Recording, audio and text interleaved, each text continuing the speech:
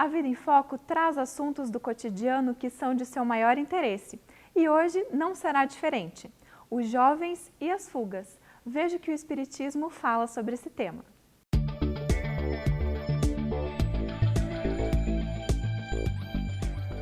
Olá, amigos.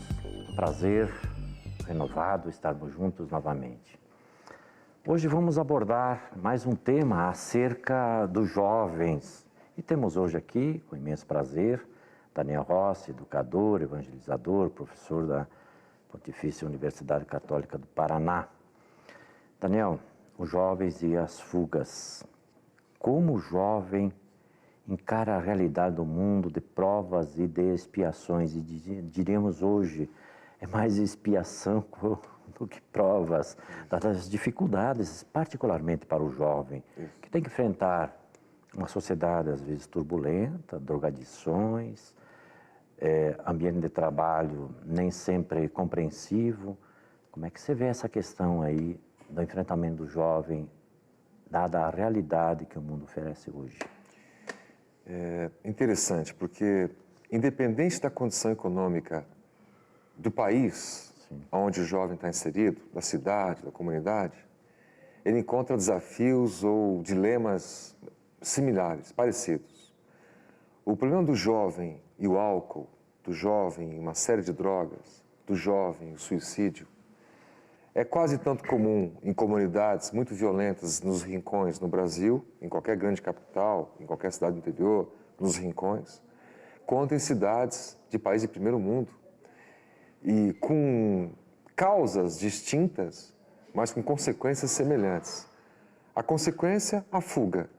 O jovem que não quer, não consegue, acha injusto o mundo e as suas demandas, e descobre nas fugas, no excesso de álcool, no excesso de drogas e até no ultimato do suicídio, uma forma de minorar a sua dor ou de resolver o seu problema. Seja causado nos países mais, digamos assim, economicamente abastados, por uma falta de filosofia de vida quase que completa. O jovem é provocado a ter sucesso financeiro nesses países. Quando não encontra, ainda que jovem, ele busca esses caminhos alternativos, que seriam, na verdade, uma alternativa não à vida, que seriam uma alternativa à morte, porque são fugas todas que lhe induzem a morrer ou rapidamente ou a morrer aos poucos. São alternativas infelizes. Nos países mais difíceis, com violência urbana, com a pobreza culminando nessas comunidades, as causas podem ser as outras, ele dizendo que não há oportunidades para ele, que o jovem rico tem tudo, ele não tem nada, etc. E aí as consequências são parecidas, né? Então, embora causas diferentes, é o jovem não conseguindo ver a vida como ela é, do ponto de vista da doutrina espírita. Mas, ainda que se observe esses bolsões sociais de maior necessidade, mas observamos que o jovem que tem boa condição social, né, boa posição financeira, este jovem também apresenta síndromes de crise que podem indicar que o jovem está com problema. É um problema da juventude, é um problema da sociedade, é um momento espiritual que o jovem está sendo colocado diante da realidade que ele precisa enfrentar. E o que é que ele busca quando ele foge dos seus compromissos existenciais? Olha, nós vivemos um momento de transformação social, perceptível pelos cientistas, pelos sociólogos, né? Em todas as áreas, nas empresas, no mercado, no trabalho. E vivemos um momento de transformação espiritual, das informações que os espíritos, né, nos dão através dos grandes médios, Chico Xavier, as informações, já desde a codificação de Allan Kardec, de Divaldo Franco, né, uma série de informações brilhantes. E esse momento de transição pega o jovem no momento de transição, ele em si. Mas o interessante é que nós sabemos que esse jovem já foi o adulto de ontem, o velho de antes de ontem, e encontra agora nova oportunidade de se restabelecer, de se reencontrar. Mas esse jovem também, ele está plenamente cansado das religiões todas que vão apresentando suas soluções, vendendo comercialmente essas soluções. Eles têm dito muito isso. Há um clima entre alguns pensadores de liberdade total e irrestrita, como se o certo fosse pensar apenas em liberdade total. É óbvio que nós somos a favor da liberdade de pensamento. Sim. Mas isso não pode ser confundido com o jovem achar que tudo se pode.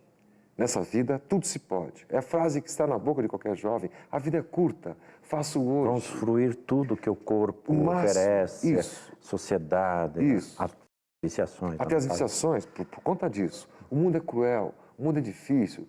As religiões disputam, falam mal umas das outras.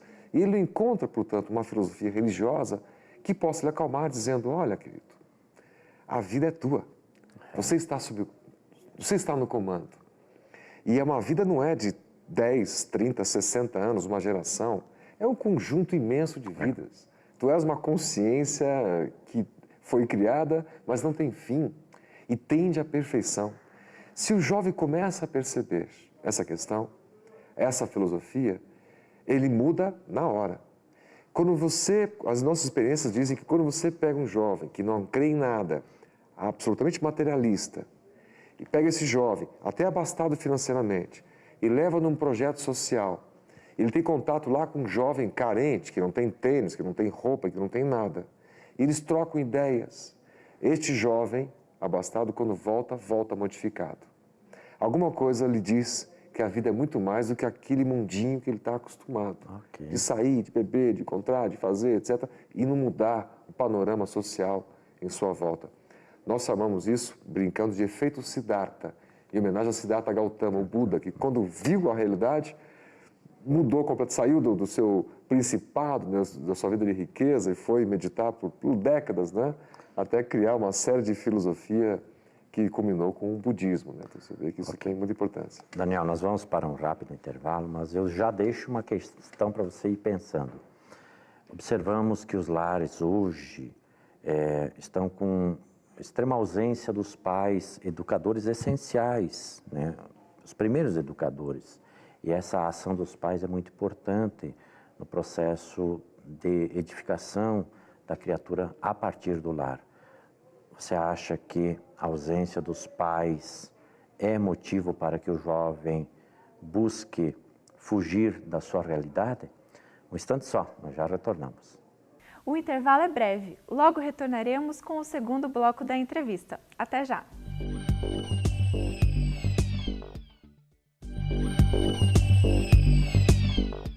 Retornamos com o segundo bloco da entrevista. O tema de hoje é o jovem e as fugas. Acompanhe. Estamos de volta, estamos falando aqui sobre o tema os jovens e as fugas com Daniel Rossi, educador, professor, e deixamos uma pergunta, Daniel. A ausência dos pais dentro do lar, naquela estrutura que por algum tempo foi conhecida, né, a ação do pai e da mãe de modo mais efetivo dentro do lar, pode ser um elemento que retire do jovem aquele prumo, aquela diretriz segura e faça com que ele busque as fugas existenciais? Olha, o que nós podemos dizer é que o papel dos pais sempre será muito fundamental na formação, nos caracteres daquela criança que depois vira jovem, que depois vira adulto. Nós sempre temos uma referência baseada nos nossos pais.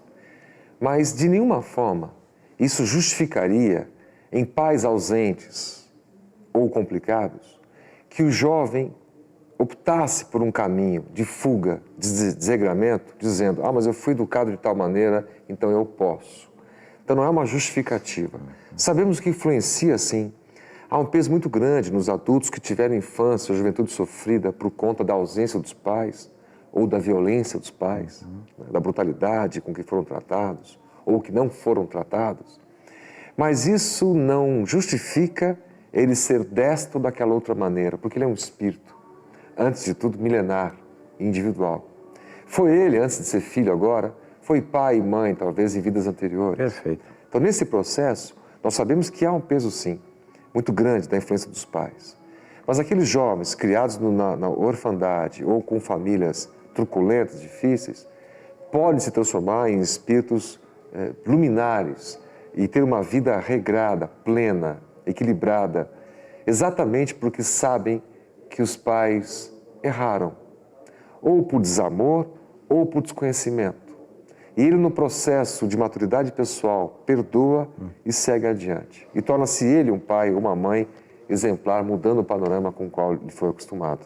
Daniel, na sua experiência como evangelizador, como educador, como é que os jovens veem a droga? E por que a fuga, por exemplo, através do álcool? O que eles buscam nesse processo? Olha, dois males muito complicados de lidar. O álcool é a porta que o jovem tem para a fuga, porque é permitido.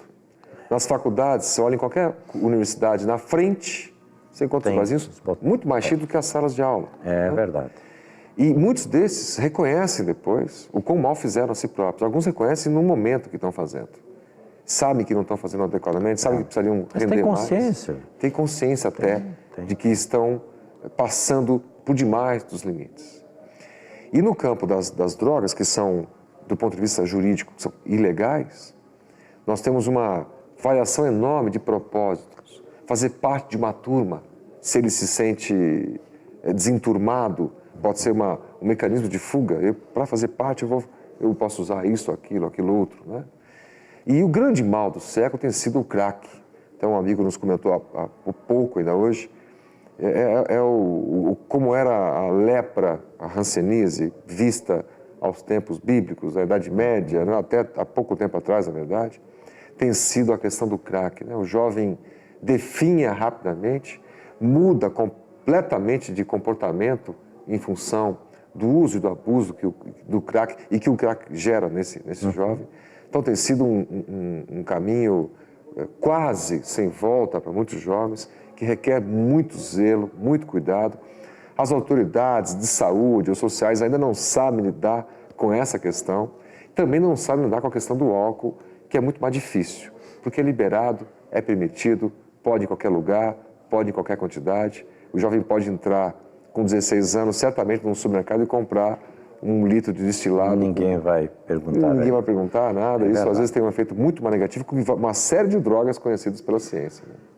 Sabemos do malefício e o jovem também sabe do mal que ele está fazendo para si próprio. Muitas vezes até para agredir-se ou em situações de inconsciência, ele não sabe efetivamente o que acontece com ele, ou para agredir outras pessoas, né? Porque tem esse viés também, né, Daniel? Considerando que esses jovens são espíritos imortais, né? Diante desse dilema, porque é um verdadeiro flagelo a drogadição num jovem ou numa família, no pai, na mãe, nos filhos de maneira geral. Como é que essa criatura pode mudar o seu plano existencial? Porque é possível, né, Daniel? É possível. O que ele precisa fazer? Olha, é possível. Se nós entendemos que a vida tem um tríplice aspecto, como tem a própria filosofia espírita, filosofia, ciência e religião, nós diríamos que desses aspectos, a religião, não como nós entendemos, ou como os jovens entendem, a instituição religiosa, esta ou aquela, com aquele nome ou outro nome que seja, mas o sentimento de religiosidade, ou a filosofia religiosa, digamos assim. Sim. Um ponto de vista da vida onde a pessoa, o jovem, entende que há um ponto de chegada, que há um depois. Não porque alguém deu esse sermão, alguma religião quis impor. Até a ciência tem descoberto que fazer o bem, ter bons pensamentos, faz muito bem, faz bem para a saúde. Faz bem. Né?